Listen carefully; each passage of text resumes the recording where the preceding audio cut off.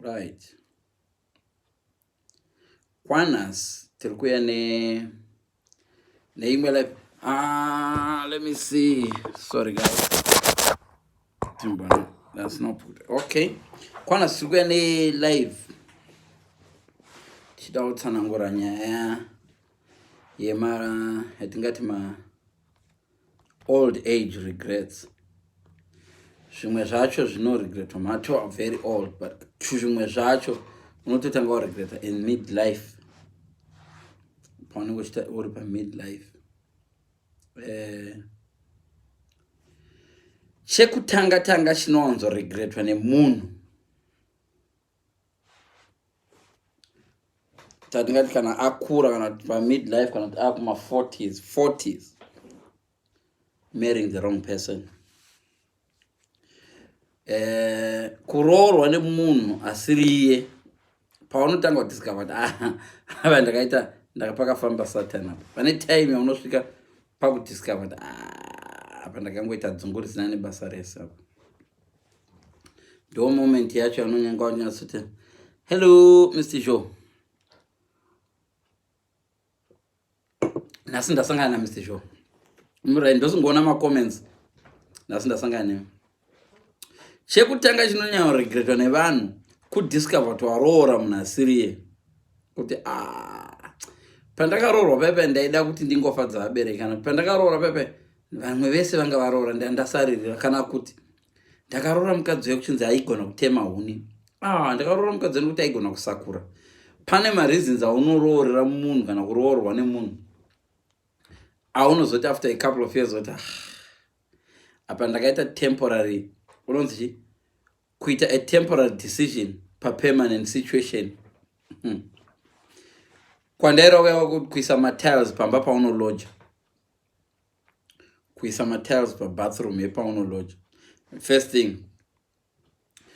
Ipapo paunodiscover kuti wakaroorwa nemunhu asiriye kana kuti wakaroorwa munhu asiriye unogona kuita futi imwe mistake yaucharegreta a couple of years later.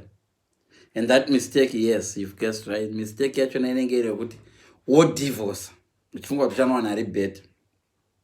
So unogona kudiscover ndakaita uyu ndakaroorwa nemunhu asiriye panapa pakaita error. But it doesn't necessarily mean kuti kana ukadiscover kuti uri mupani uri kutsva you just jump usina kutarisa kwauri kujambira. Unogona kujumpa from the pan to the fire wakazara mafuta pambiri. Because pan yanga yakazara mafuta wanga uchifuraiwa. Yes, but wakuinda naked fire manje unotsva kuita dota. So ndo chimwe chavo chokutanga. Saka ana divorce nechichichi ndopa zvinoitikira ipapo.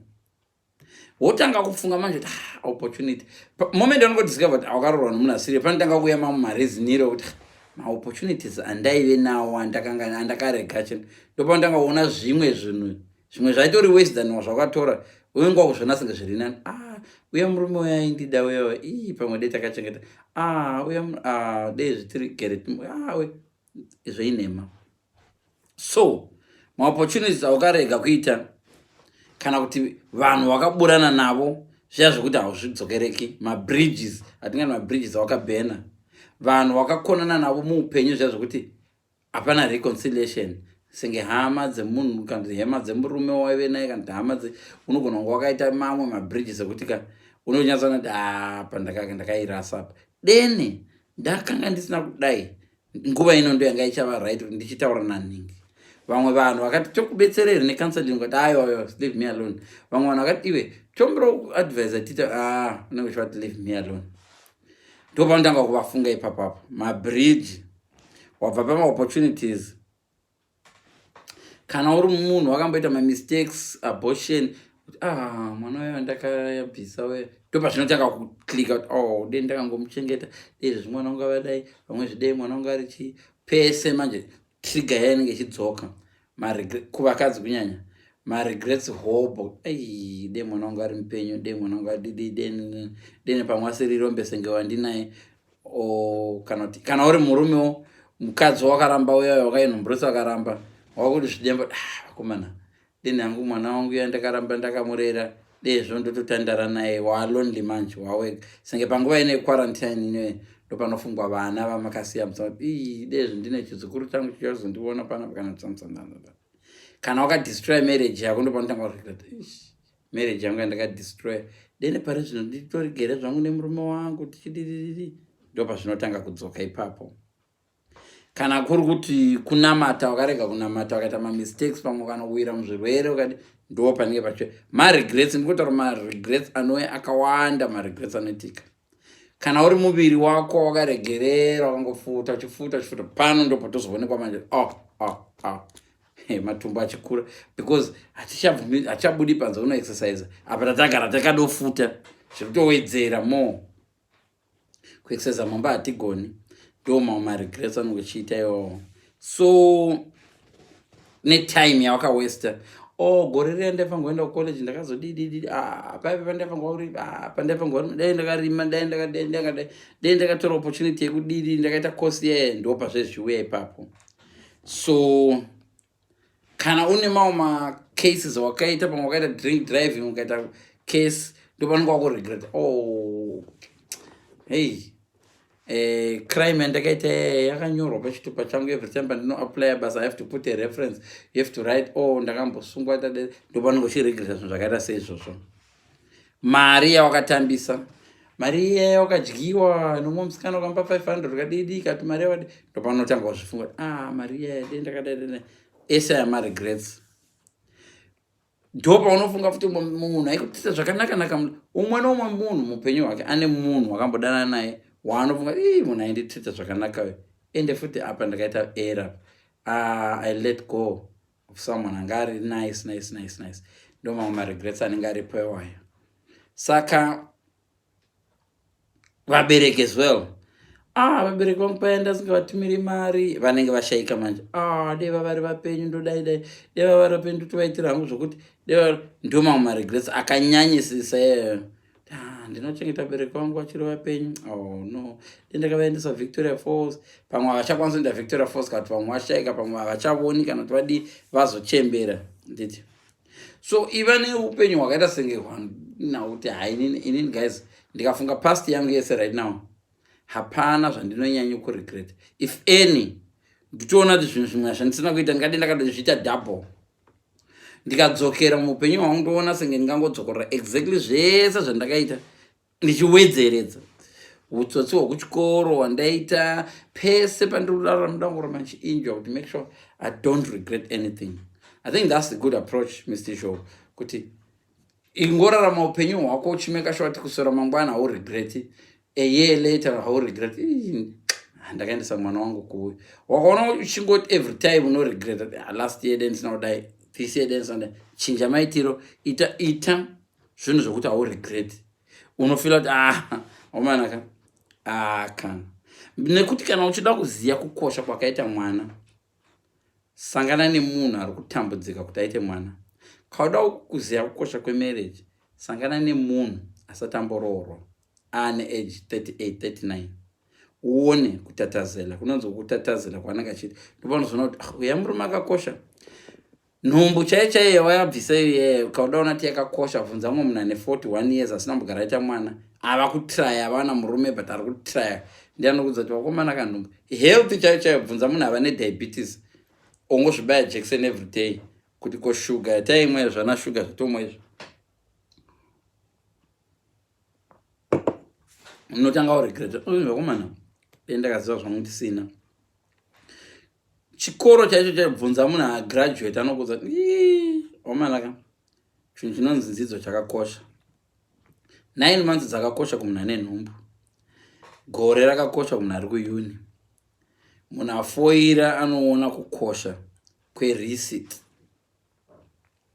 zvakawanda zvimwe zvinhu. Munhu azvara mwana ari premature anoziva kukosha kwekuva nenhumbu 9 months. Zvakangowanda wanda munhu asina gumbo anoziva kukosha kwebhutsu. Denda ndine gumbo iwe uri kutoti yes gumbo rangu rakakurisa, iye mumwe munhu ari kutoti denda ndine gumbo zvangu rongopenza jombo handina basa rakaita sei ndingokwanisa kupfeka bhutsu zvinoita vana vevamwe. So situation yauri iyoyo pane vanhu 50 million vanoda kutodownloada kuti vapinde pauri papo right now. Mutsekwende yauna iyoyo kuno mumwe munhu ari kutowisha kuti dei anga ari iwewe. yes usina chaonacho ne000 kune umwe munhu ari mujeri anotongowisha kuti ade apesta upenyu hwake awana kafreedom kaona kako nyange usina chaonacho but uri freedom. So ngatidzidzei kuti tisaregreta, tingofarira situations dzatitiri tichita positive about those situations, nokuti rimwe ramazuva unotozofunga I miss gore riya zvakaitika last year. Tairi shora last year last year 2019 bye but chiona imanje rawuya nacho 220 unoti asange chatodownloada 2019 kuti dzoka ku 2019 shamwari 2019 uya unoona. But takari tichipedza gore rakati 2019 shamwari bye handidi the worst year.